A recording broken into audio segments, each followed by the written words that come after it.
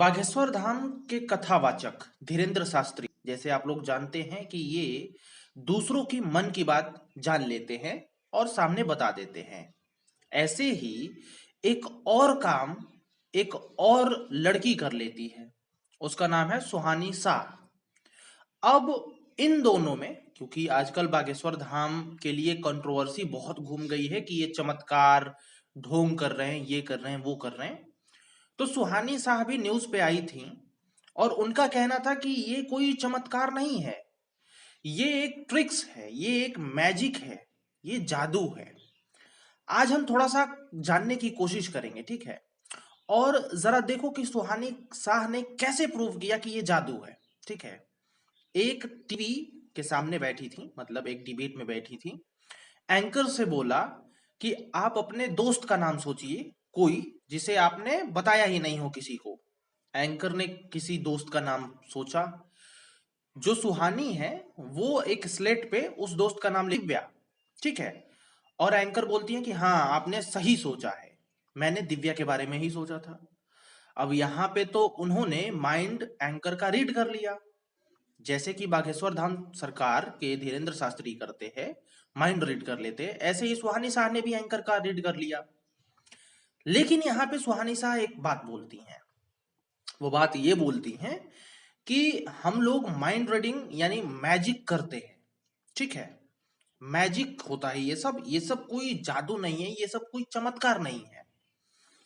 जो एंकर का जगह होता है ना, वो दूसरी जगह होता है। सुहानी शाह होती हैं वो डिबेट में ऑनलाइन जुड़ी होती हैं, ठीक है? और यहां से वो रीड कर पाती हैं उनका माइंड।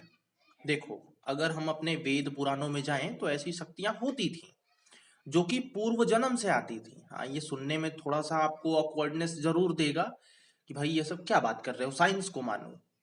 लेकिन हम अपने ग्रंथों पे भी भरोसा करते हैं, इसीलिए हम अपने ग्रंथों का भी देखते हैं। वैसे आते हैं बेस्ट साइंस पे। साइंस ये कहती है कि कोई भी मैजिक बिना हाथ के, सफाई के बगैर नहीं किया जा सकता। अगर आप मैजिक कर रहे हो तो आदमी को कम से कम आपके सामने होना चाहिए। उसको आप टच करोगे, उसको किसी बातों में उलझाओगे। वैसे सुहानी शाह उलझाती हैं, लेकिन आप हाथ से टच करना पड़ेगा तभी मैजिक होगा, या फिर कुछ ना कुछ इल्यूजन क्रिएट करना पड़ेगा।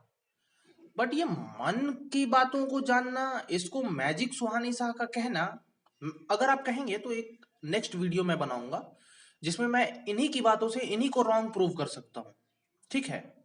दूसरी बात ये यहाँ पे बोलती हैं कि देखो, जो बागेश्वर धाम सरकार के धीरेन्द्र शास्त्री कर रहे हैं वो हम भी कर रहे हैं।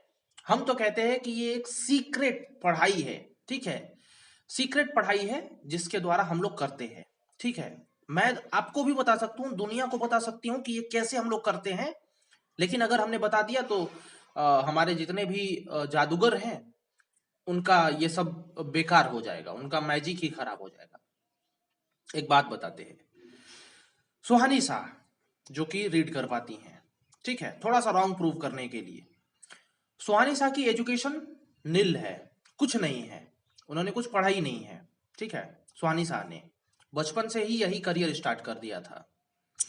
बागेश्वर धाम सरकार नहीं, सेम ही है, कुछ ज्यादा नहीं है। अब हम आते हैं एजुकेशन सेक्टर पे। जो ये सुहानी साहब बोल रही हैं कि पढ़ाई के बगैर नहीं हो सकता, या फिर पढ़ाई है एक, जब इन्होंने एजुकेशन ही एक बेसिक नहीं ली, एक गरीब परिवार में जन्मी, तो इनको इतना कठिन एजुकेशन मिला कैसे? और अगर इनके पास, एक ऐसे व्यक्ति के पास एजुकेशन वो आ सकती है, तो कितने बिलियन पति हैं इस जमाने में, उनके पास ये नहीं जा सकती? कितने लोग हैं कि आपको खड़े खड़े खरीद सकते हैं, क्या ये एजुकेशन प्राप्त नहीं कर सकते? नासा, इसरो, ये सब ऐसी संगठन हैं जो कि बहुत बारीकी से हर चीज पे काम कर रही हैं, क्या ये सब नहीं जान सकते? दुनिया में पढ़े पढ़े लोग हैं। अगर एजुकेशन होती तो क्या इन्हीं को, मतलब जो नहीं पढ़ा है उसी को मिलती? जो आकर के डिबेट पे बोल रही हैं उन्हीं को मिलती, क्या उन्हें नहीं मिलती? इतना पीएचडी कर रहे हैं लोग, इसमें पीएचडी उसमें पीएचडी, ये एजुकेशन आई कहां से? जो एजुकेशन होती है किसी ना किसी बुक से आती है, कहीं ना कहीं से आती है। आखिर इनको कहां से मिली? ये एजुकेशन है, ये है, वो है, कुछ तो है, ये हम कह सकते हैं।